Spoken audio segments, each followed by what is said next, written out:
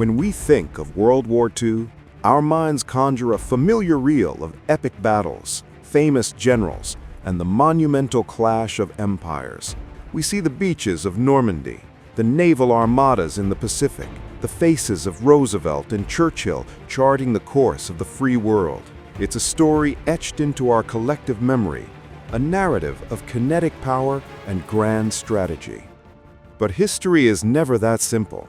Beyond the well-known headlines and the celebrated campaigns, the war was fought on hidden fronts, in the shadows of elaborate deception, in the quiet heart of the American Midwest, and in the unwavering moral courage of individuals who refused to be broken. This is a different story of the Second World War. A story where the lines between enemy and human began to blur on Minnesota farms, where German prisoners of war harvested crops that would help feed the very armies they had fought against. It's a story where victory was achieved not with bullets, but with illusions, where an army of artists and engineers wielded inflatable rubber tanks and sophisticated sound effects to deceive the German war machine. We will uncover the sacrifices of forgotten armies, like the largest all-volunteer force in history mobilized from British India, whose contributions have been systematically erased from public consciousness. And we will stand in awe of unsung heroes, like a former school teacher in the Philippines who became a fearsome guerrilla commander with a bounty on her head, and an American master sergeant who, with 5 simple words, stared down a Nazi officer to save the lives of 200 of his Jewish comrades. These are the stories you were never told. Stories that have been lost to time, buried in classified files for over 50 years, or simply overlooked in the grand narrative of the conflict. They are the stories that reveal a different side of the greatest conflict in human history, a complex mosaic of decency and deception, of quiet defiance and profound humanity that echoes to this very day. In the midst of World War II, as American soldiers fought and died on distant shores, an unbelievable sight appeared in the heart of the nation: the enemy. All across the United States, over 500 prisoner of war camps were established, housing more than 400,000 captive soldiers, the vast majority of them German and Italian. It's a chapter of the war that has been largely forgotten, a story that many people today have no idea ever happened. The story of how they arrived on American soil begins not in Europe, but in the deserts of North Africa. By 1943, the British were overwhelmed, unable to care for the hundreds of thousands of soldiers captured from German General Erwin Rommel's elite Afrika Corps. With mainland Europe occupied by the Nazis, the British government turned to its primary ally and asked a crucial question: can you take these prisoners? The timing was perfect. U.S. cargo ships, primarily Liberty-class vessels, were busy delivering war supplies to North Africa for the upcoming invasion of Italy. But on the return journey, these massive ships were empty. The solution was brutally efficient: fill the empty cargo holds with prisoners of war and ship them to the United States. For the captured soldiers, the journey was terrifying. Crowded onto vessels with no beds, each man was given just a single blanket and a life jacket. One former POW recalled the feeling of being very afraid and angry. Yet, remarkably, others were optimistic, looking forward to what lay ahead.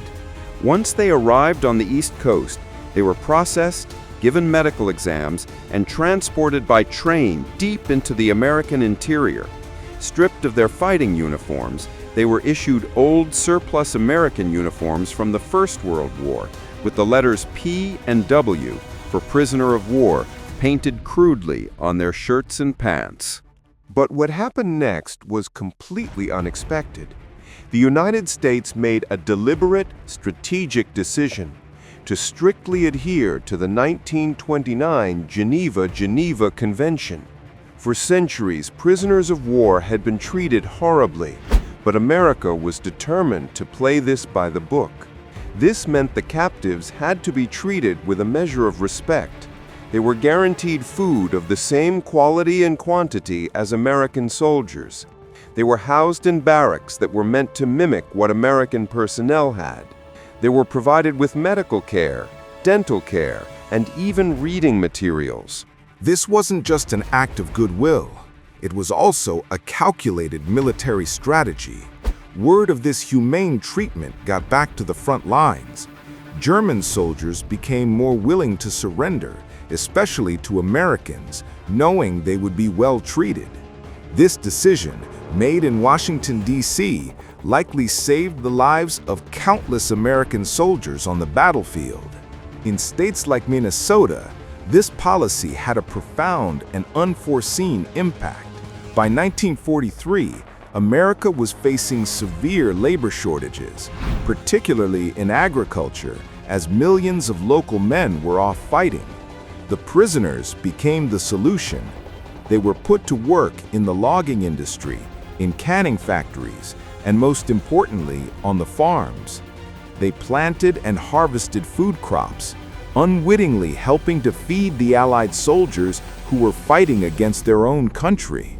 Some canning operations became so dependent on this labor that at times 100% of their workforce was made up of German prisoners of war.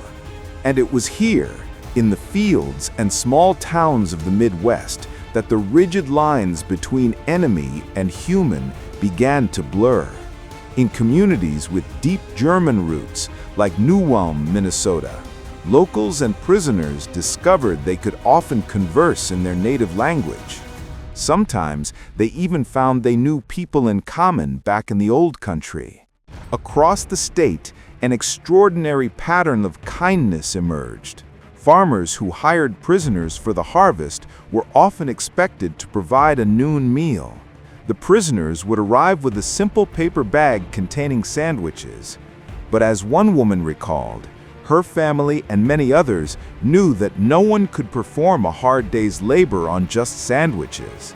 They would feed the bag lunches to the dogs and invite the German soldiers into their homes to eat a full hot meal at the family table, just like any other member of the threshing crew. In the middle of a world at war, the enemy was being treated like family. These bonds, forged over shared meals and shared work, endured long after the fighting stopped. Former prisoners wrote letters from a devastated, rubble-strewn Germany, thanking the Minnesota families for their kindness. They shared news, remembered jolly hours spent together, and sometimes they desperately asked for help.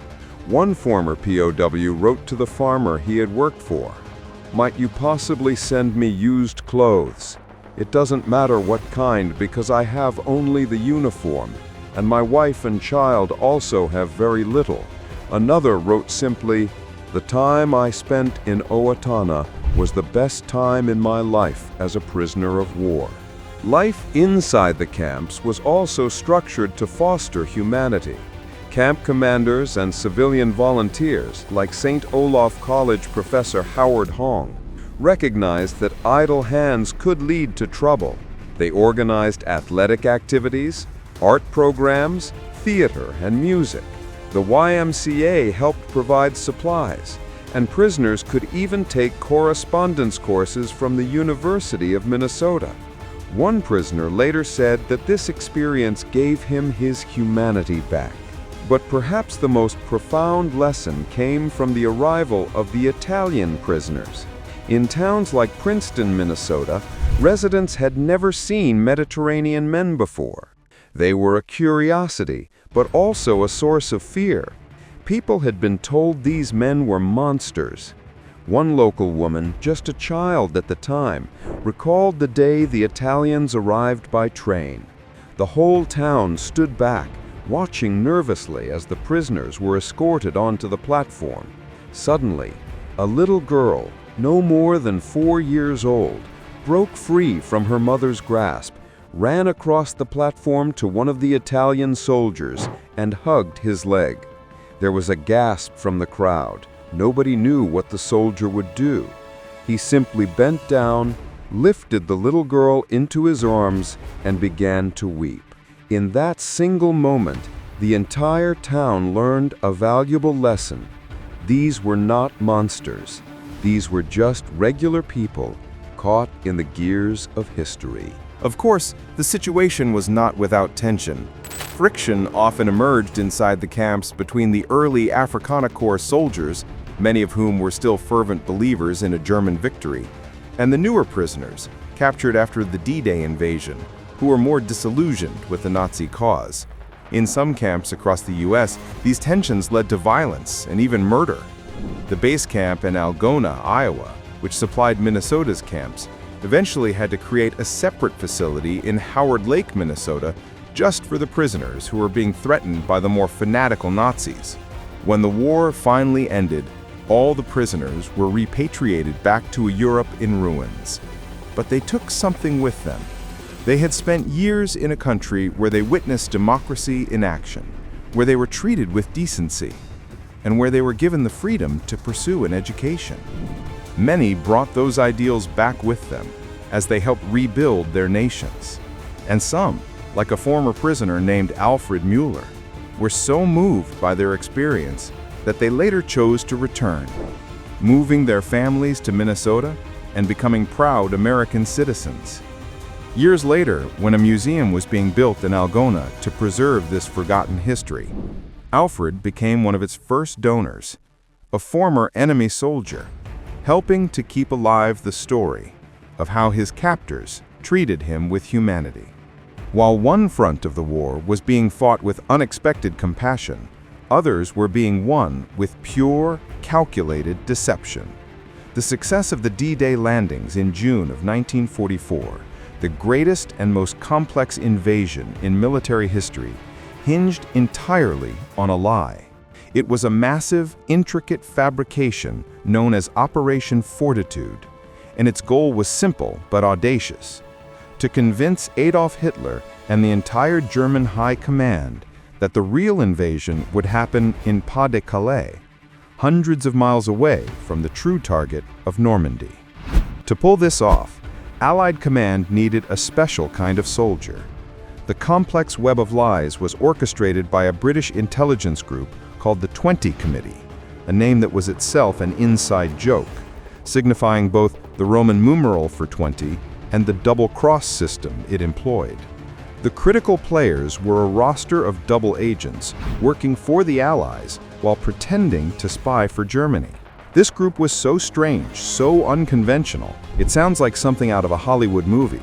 Historians describe it as an odd mix that included a bisexual Peruvian playgirl, a tiny Polish fighter pilot, a Serbian seducer, and a deeply eccentric chicken farmer. Allied command knew that to create world-class deception, they needed unconventional people, and this bizarre cast of characters delivered the performance of a lifetime, feeding a steady stream of misinformation to their German handlers. But the ultimate expression of this wartime trickery was an American unit, a top-secret force known as the 23rd Headquarters Special Troops. History would remember them by a much better name: the Ghost Army. Activated in January 1944, this 1,100-man unit was the first mobile, multimedia tactical deception unit in the history of the U.S. Army. Their mission was extraordinary: to impersonate two entire U.S. divisions, creating the illusion of 30,000 men on the move. The unit was filled with artists, architects, engineers, and intellectuals, boasting an average IQ of 119. Its ranks included men who would later become famous, like fashion designer Bill Bloss and abstract painter Elmsworth Kelly. This was a unit built not for kinetic warfare, but for cognitive warfare. They wielded a unique arsenal built on 4 pillars of deception. First was visual deception. They deployed hundreds of inflatable rubber tanks, trucks, artillery, and even airplanes. From a reconnaissance plane flying miles above, these decoys were indistinguishable from the real thing, making a small convoy look like a massive armored division on the march. Second was sonic deception. The Ghost Army used powerful speakers mounted on trucks to blast pre-recorded sounds of troop movements, armored columns, and large-scale construction projects across the countryside, creating an auditory illusion designed to fool German listening posts miles away. Third was radio deception. Trained operators would mimic the unique communication style and high volume of radio traffic of a real division, sending out fake messages that they knew German intelligence would intercept, reinforcing the illusion of a massive force where there was none. And finally, there was theatrical deception. Soldiers, many of them former actors, would roll into French towns impersonating high-ranking generals and their staff. They'd visit cafes and bars, talking loudly about fake battle plans and troop movements, spreading misinformation that they knew local spies and sympathizers would overhear and report back to the Germans. From the beaches of Normandy to the banks of the Rhine River, the Ghost Army staged 22 major deceptions. Their work was so secret that their existence was classified for more than 50 years after the war ended, but their impact was enormous. It's estimated that the illusions they created saved thousands of frontline casualties by drawing German units away from real American forces. It was a different kind of war, a war won not with explosions, but with imagination. Beyond the clandestine fronts of Europe, the war was a truly global conflict, but the popular narrative often fails to acknowledge the millions who served and sacrificed outside of the Western powers. Their stories have been systematically erased from public consciousness, but their contributions were absolutely foundational to the Allied victory. Take British India. In September 1939, it officially entered the war and went on to mobilize the largest all-volunteer army in human history, sending over 2.5 million soldiers to fight across Europe, North Africa, and Southeast Asia. Field Marshal Sir Claude Auchinleck, the one-time commander-in-chief of the Indian Army, later admitted that Britain couldn't have come through both wars if they hadn't had the Indian Army. But beyond the soldiers was the unknown army,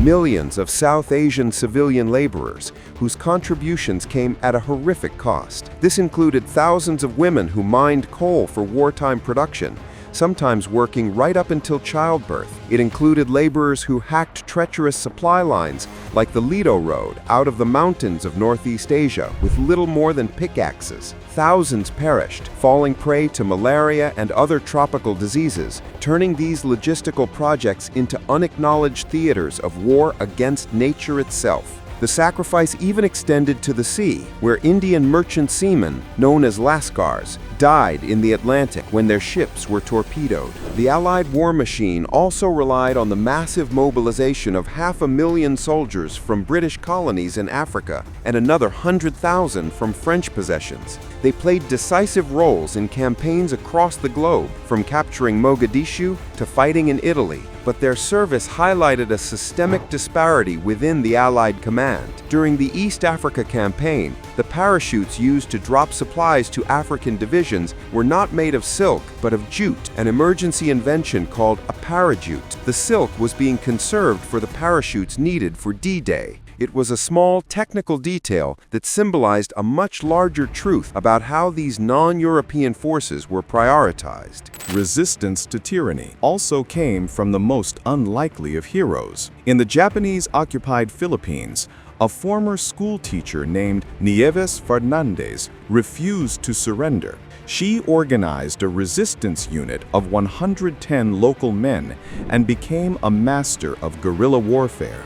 An expert marksman and skilled with a long knife called a bolo, Fernandez led her unit with such devastating effect they are credited with killing over 200 Japanese soldiers that the Imperial Army placed a 10,000 peso bounty on her head. Lacking formal military supplies, her unit relied on pure ingenuity, fashioning their own shotguns from sections of gas pipe and making their own grenades. She was one of many women who rose to become commanders in a resistance movement so effective that by the end of the war, Japan controlled only 12 of the 48 Philippine provinces. But perhaps one of the greatest single acts of moral courage took place not on a battlefield, but inside the wire fences of a German prisoner of war camp. In January 1945, at Stalag 9A, Master Sergeant Roddie Edmonds was the senior American non-commissioned officer responsible for over 1,200 U.S. prisoners. The German camp commandant, Major Sigmund, issued an order. All Jewish American soldiers were to present themselves the next morning. Edmonds knew this was a death sentence. The men would be separated and sent to a brutal forced labor camp from which they would likely never return. So the 24-year-old from Tennessee gave a counter order to his men. The next morning, every single one of them would fall out and stand together. When the German major arrived, he saw the entire camp of 1,200 American soldiers assembled in formation. "They cannot all be Jews," he shouted in fury. Edmonds calmly stepped forward and replied with 5 words that would echo through history: "We are all Jews." The major pulled his pistol and held it to Edmonds' head, threatening to shoot him on the spot, but the sergeant stood his ground. He didn't just use courage, he weaponized the law. He told the major, "According to the Geneva Convention, we only have to give our name, rank, and serial number. If you shoot me, you will have to shoot all of us, and after the war, you will be tried for war crimes." Faced with the legal consequences of murdering more than 1,000 prisoners of war, the Nazi officer backed down and stalked away. Roddie Edmonds saved the lives of an estimated 200 Jewish GIs that day. He was a deeply humble man of faith, and he never told his family what he had done. His incredible story only came to light decades later when his son began to research his father's service. In 2015, he became the first American soldier ever to be recognized by Yad Vashem, Israel's Holocaust memorial, as righteous among the nations, a testament to the power of moral clarity in the darkest of times. The end of the war in 1945 did not mean the end of the danger. Across Europe, vast battlefields were left contaminated with rotting remains, poisonous sludge, and millions of pieces of unexploded ordnance. The cleanup was an almost impossible task, often done by hand and shovel. For many, the war never ended. It remains a deadly physical presence, lingering nearly a century later. In Poland alone, military sappers still intervene thousands of times a year, disposing of approximately 400,000 pieces of ordnance annually. It is a perpetual conflict, fought not against soldiers, but against the lethal ghosts of the past. The war also created one of the greatest humanitarian crises of the 20th century. Millions of displaced people and former prisoners of war adrift in a shattered continent. The Allies' initial plan was simple: repatriate everyone to their home countries. But hundreds of thousands of Eastern Europeans refused to go back. They argued that their homes in places like Poland, Czechoslovakia, and Hungary were now under the control of Soviet-backed governments where they faced certain political persecution. This wasn't just about fleeing war, it was about escaping tyranny. This mass act of defiance by what became known as the last million refugees fundamentally challenged the world's leaders. Their refusal to be sent home forced the newly formed United Nations to create an entirely new legal framework, the basis for modern international refugee law. It established the principle of political asylum, the right to be protected from being forcibly returned to a country where you fear for your life. It is a basic human right born from the ashes and the defiance of war. The Second World War was more than a series of battles. It was a test of ingenuity, a story of forgotten sacrifices, and a testament to the moral courage of ordinary people thrust into extraordinary circumstances.